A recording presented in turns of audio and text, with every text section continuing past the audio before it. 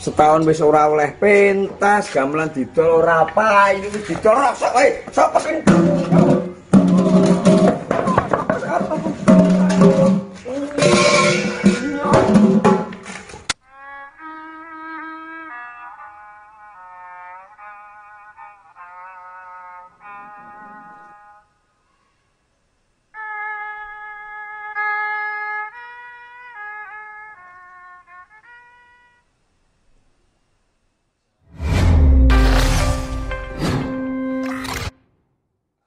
dua kali cuplikan Ki Wartoyo yang sedang mengamuk. Entah karena apa, supaya kita lebih jelasnya kita wawancara dan ngobrol sesama pelaku seni. Saya juga merasakan seberapa beratnya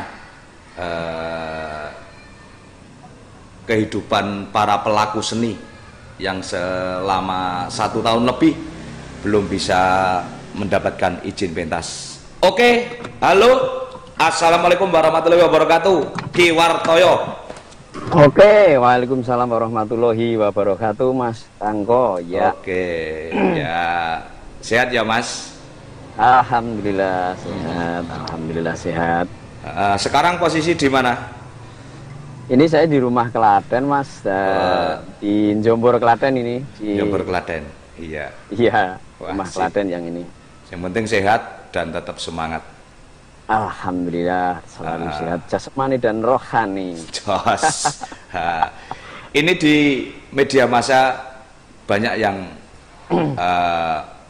bertanya-tanya, kenapa Ki Wartoyo sampai ngamuk seperti itu? Mohon penjelasannya supaya para netizen juga para pemirsa semuanya tahu apa yang mendasari Ki Wartoyo sampai nesune ngungkuli Gondomono.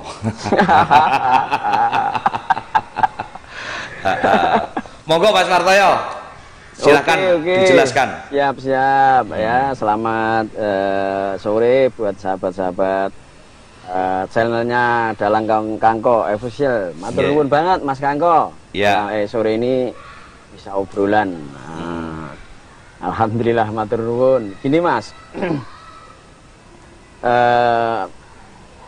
kemarin tanggal berapa saya sampai lupa jadiannya, tapi saya itu setiap mengerjakan sesuatu, aksi sesuatu itu ada kayak perintah lah, jadi nggak kemauan saya sendiri. Jadi ada keyakinan yang timbul, saya harus ngelakuin begini, begitu, begini. Itu memang ada suatu perintah dari batin, perintah dari hati. Kayak yang jenengan sampaikan tadi, aksi saya itu udah berulang kali, kayak di atas genteng, di kuburan, di kelas, udah bermacam-macam aksi. Itu dengan niat dan tujuan kita hanya ingin kita didengar pemerintah bab kebijakan perizinan pentas dengan protokol kesehatan, itu yang paling utama. Kenapa saya melakukan hal-hal kayak aksi-aksi saya yang sampai kemarin saya merusak gamelan, itu aksi yang kita lakukan dikarenakan kita sudah audiensi sama DPR, DPRD, ke provinsi, ke DPR RI, dan semua perwakilan kita sudah sowan dan audiensi, tapi sampai sekarang belum ada titik temu atau kelonggaran buat perizinan pentas dengan protokol kesehatan.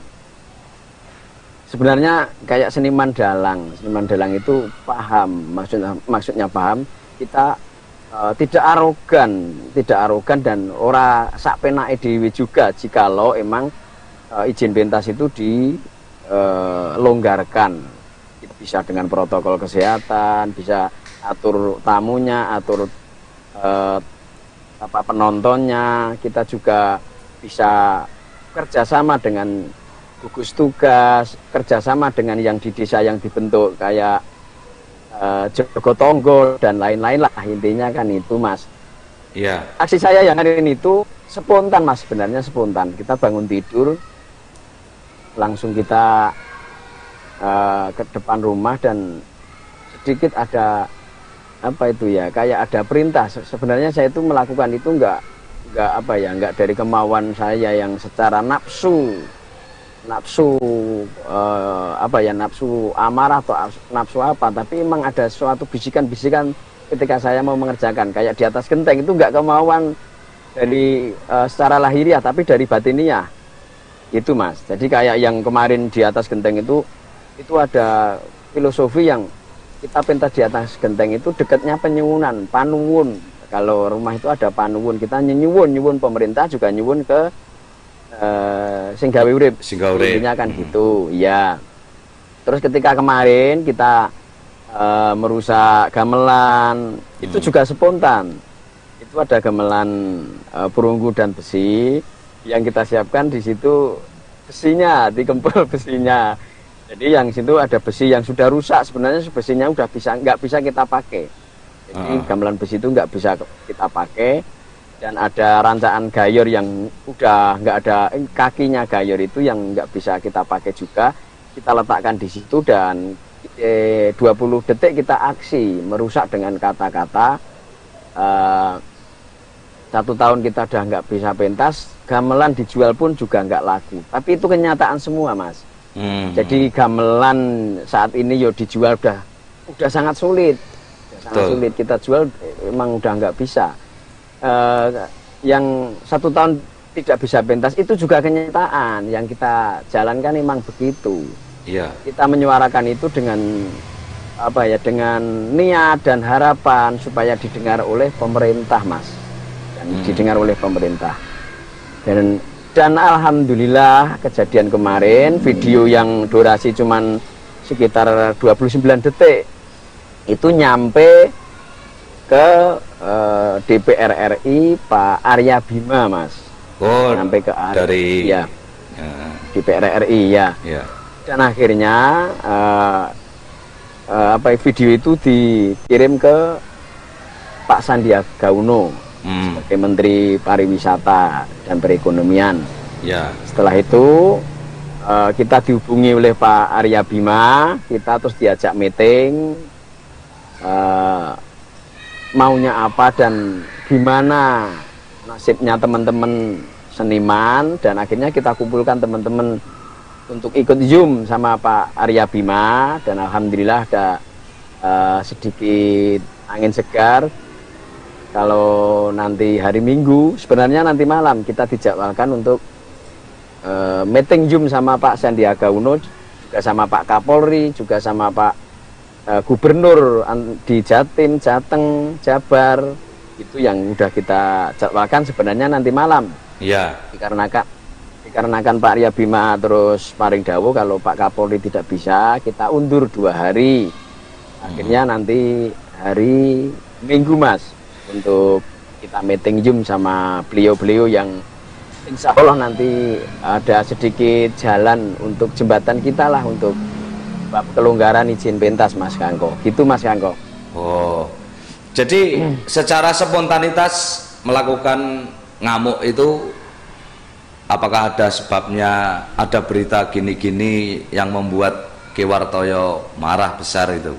Kalau di videonya itu saya lihat nesu tenan. Neng yo nesu sing terarah. Sing diamuk gamelan besi, ora gamelan perunggu. Gamelan perunggu yo, aduh, tekor.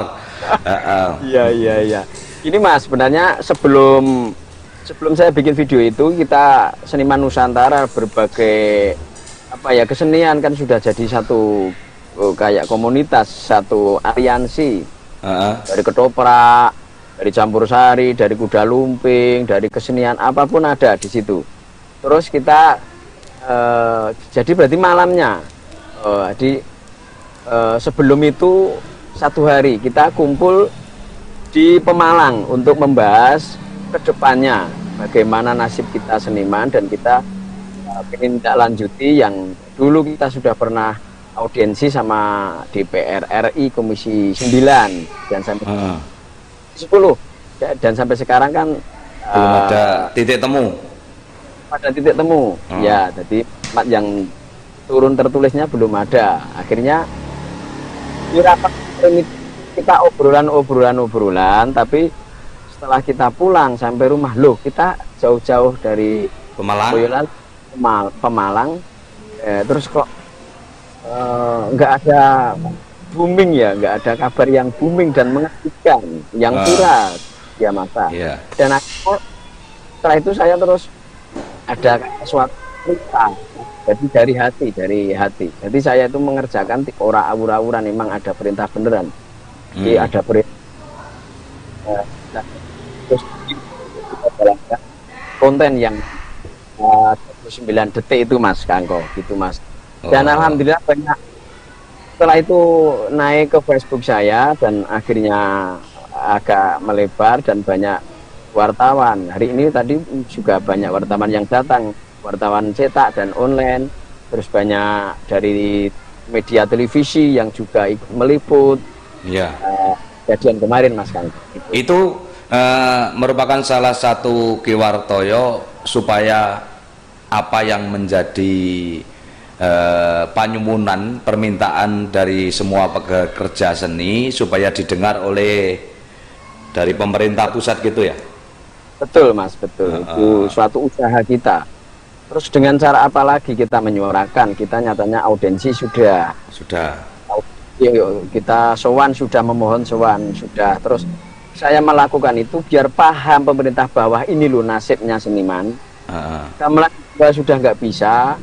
Bahkan perekonomian teman-teman semua, banyak teman-teman, tidak semua, banyak teman-teman yang sangat kena dampak Mas dari teman-teman segi kesenian, dan juga banyak yang sekarang ini untuk makan saja udah sangat sulit, banyak banget.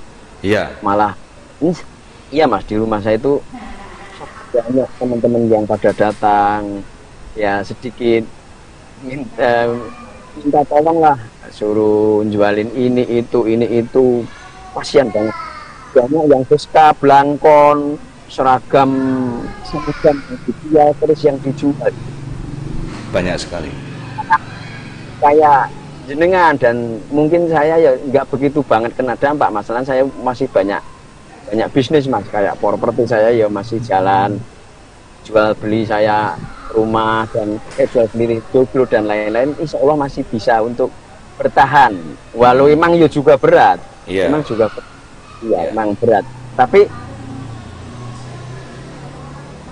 itu saya tahu persis masalahnya udah tergabung di dalam aliansi Nusantara. Jadi keluarnya kita saring, kita tampung di situ Mas Kangko. Banyak Pak.